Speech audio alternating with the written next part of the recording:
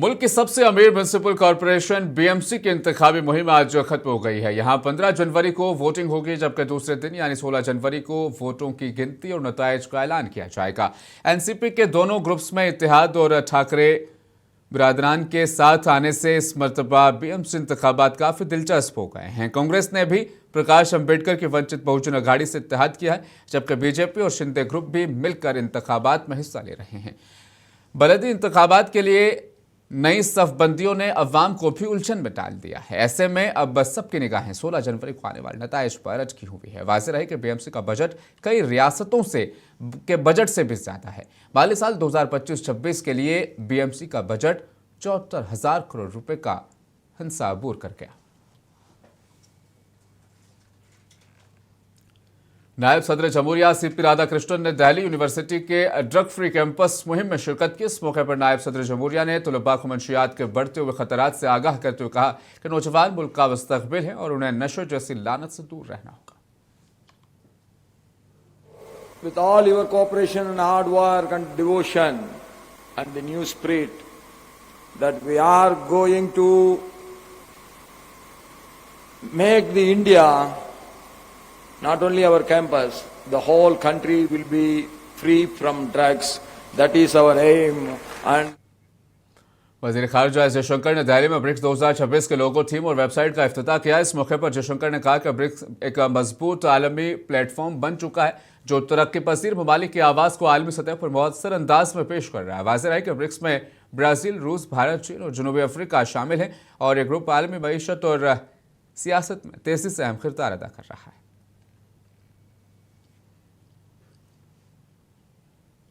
उत्तर प्रदेश के सीएम योगी आदित्यनाथ ने लखनऊ में 2 रोजा UP AI health innovation conference का इफ्तिताह किया। इस मौके पर वज़ीर आला ने सेहत के शोबे में मसनूई ज़हानत के बढ़ते हुए किरदार पर रोशनी डालते हुए कहा कि एआई की मदद से बरवक्त हसास और टेक्नोलॉजी पर मबनी सेहत के सहूलियात की फराहमी को मुमकिन हो सके। कि इस प्रोग्राम में मरकजी वज़ीर जितिन प्रसाद और नायब वज़ीर आला ब्रजेश पाठक और दीगर कायदीन ने शिरकत की।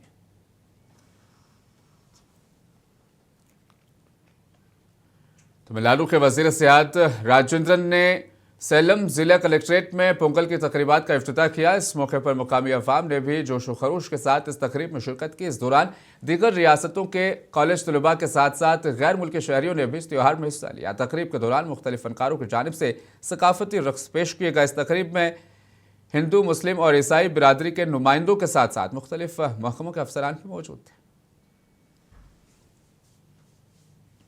हॉलीवुड के मारूफ अदाकार मार्क रफेलो ने अमेरिकी सदर डोनाल्ड ट्रंप का बदतरीन इंसान उनको करार दिया है। गोल्डन ग्लोब अवार्ड्स के लिए नामजद अदाकार मार्क ने मीडिया से गुफ्तगू में कहा कि वो चाहकर भी जश्न मनाने की हालत में नहीं है, क्योंकि अमेरिका में रोनुमा होने वाले वाक़यात अब मामूल की बात नहीं रही। उन्होंने सदर डोनाल्ड ट्रंप की सख्त मुखालफत की और उन्हें बदतरीन इंसान करार दिया। Vice President is lying about what's happening. We're in the middle of a war with Venezuela that we illegally invaded.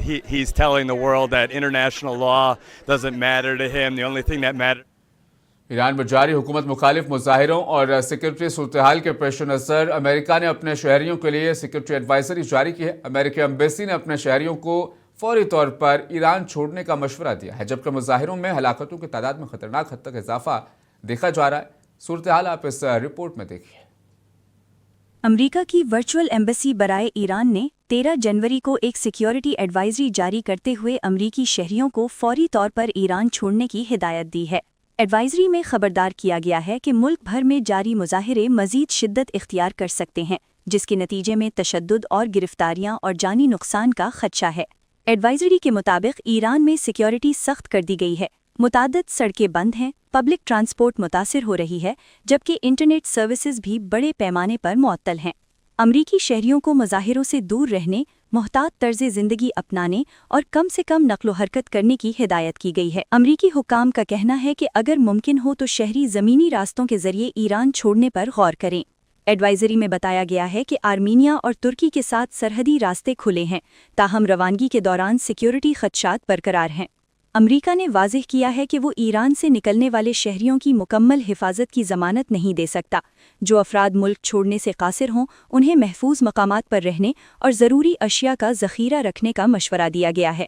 دوسری جانب انسانی حقوق کے کارکنوں کے مطابق ایران میں جاری مظاہروں کے دوران ہلاکتوں کی تعداد کم از کم 646 تک پہنچ چکی ہے، جبکہ اس میں مزید اضافے کا خدشہ ظاہر کیا جا رہا ہے۔ یہ اعداد و شمار امریکہ میں قائم ہیومن رائٹس کے ایکٹیوسٹ نیوز ایجنسی کی جانب سے جاری کیے گئے ہیں، تاہم ایرانی حکومت نے تاحال سرکاری طور پر کسی قسم کے جانی نقصان کے اعداد و شمار جاری نہیں کیے۔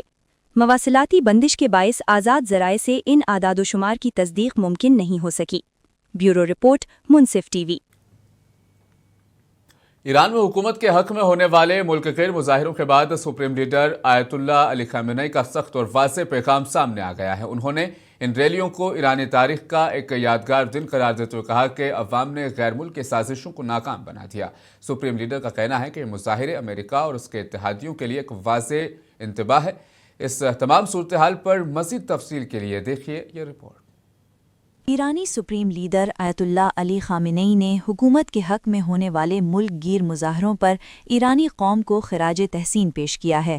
انہوں نے اس دن کو ملکی تاریخ کا ایک اہم اور یادگار لمحہ قرار دیتے ہوئے کہا کہ عظیم ایرانی قوم نے آج تاریخ رقم کی ہے۔ آیت اللہ خامنئی کے مطابق ان ریلیوں نے غیر ملکی دشمنوں کی تمام سازشوں کو ناکام بنا دیا۔ ان کا کہنا تھا کہ دشمن قوتیں ایران کو عدم استحکام سے دوچار کرنے کے لیے اندرون ملک کرائے کے ایجنٹوں کو استعمال کرنا چاہتی تھیں، مگر ایرانی عوام نے بروقت اتحاد اور شعور کا مظاہرہ کرتے ہوئے ان منصوبوں کو خاک میں ملا دیا۔ سپریم لیڈر نے کہا کہ ایرانی قوم نے دشمنوں کے مقابلے میں اپنے عزم، قومی شناخت اور سیاسی بصیرت کا بھرپور ثبوت دیا ہے۔ ان کے مطابق یہ مظاہرے دراصل امریکی سیاستدانوں کے لیے ایک واضح پیغام اور انتباہ تھے۔ آیت اللہ خامنئی نے امریکہ کو مخاطب کرتے ہوئے کہا کہ وہ اپنے فریبی اقدامات بند کرے اور اپنے اعلی کاروں پر انحصار ترک کرے۔ انہوں نے مزید کہا کہ ایرانی قوم مضبوط، باخبر اور ہوشیار ہے، دشمن کو اچھی طرح پہچانتی ہے اور اس کے خلاف ہر محاذ پر ڈٹی رہتی ہے۔ سپریم لیڈر کا کہنا تھا کہ ایرانی عوام کا اتحاد اور بیداری ہی ایران کی اصل طاقت ہے اور یہی قوت دشمنوں کے تمام عزائم کو ناکام بنانے کے لیے کافی ہے۔ بیورو رپورٹ، منصف ٹی وی۔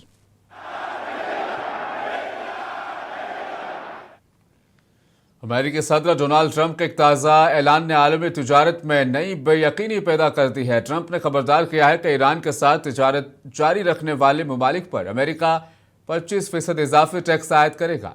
اس فیصلے کے ممکنہ اثرات ہندوستان سمیت کئی بڑے تجارتی شراکت داروں پر پڑ سکتے ہیں۔ ہندوستان کے لیے یہ معاملہ اس لیے بھی اہم ہے کہ وہ پہلے ہی امریکہ کے تباہ کن ٹیرف کا سامنا کر رہا ہے۔ صورتحال پر پیش ہے تفصیلی رپورٹ۔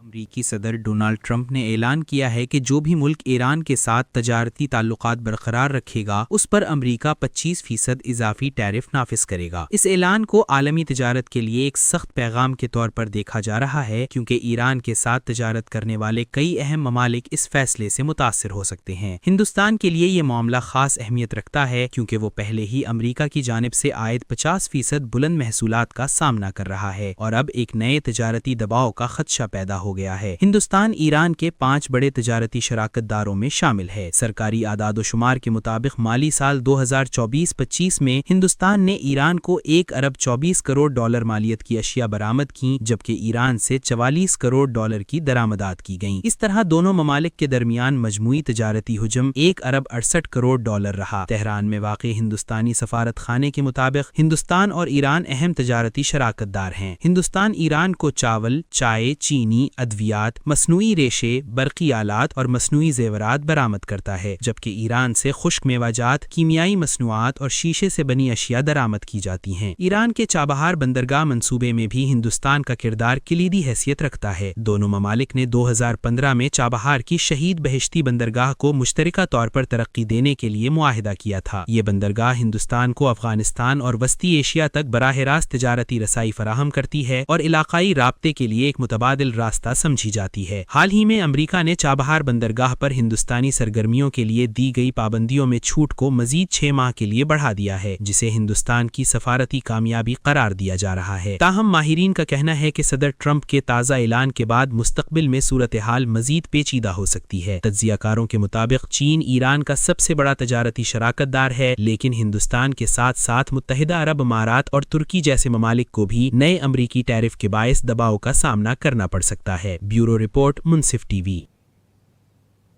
रूस ने एक बार फिर यूक्रेन के पावर ग्रिड तवानाई के निज़ाम को निशाना बनाते हुए बड़े पैमाने पर मिसाइल और ड्रोन हमला किया है। ताज़ा हमले में कम से कम 4 अफराद हलाक हो गए हैं, जबकि लाखों शहरी शदीद सर्द मौसम में बिजली से महरूम हो गए हैं। यह हमला ऐसे वक्त में हुआ जब अमेरिका और उसके तिजारती जंग बंदी की कोशिशें कर रहे थे।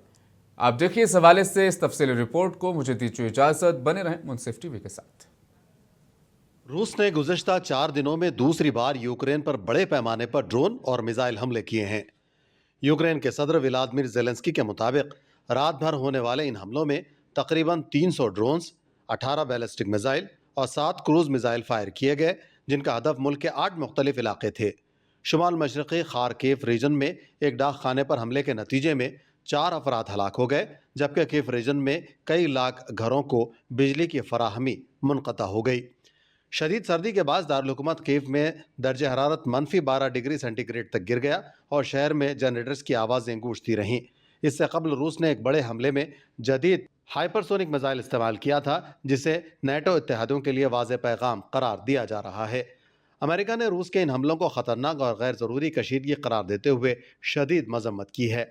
उधर यूक्रेन के जनूबी शहर उड़ीसा में भी हमलों के नतीजे में 6 अफराद ज़ख्मी हुए, जबकि अस्पताल, किंडरगार्टन और रिहायशी इमारतों समेत तवानाई का बुनियादी ढांचा मुतासर हुआ।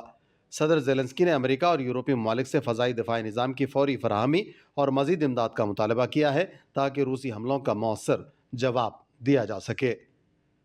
ब्यूरो रिपोर्ट, मुनसिफ टीवी।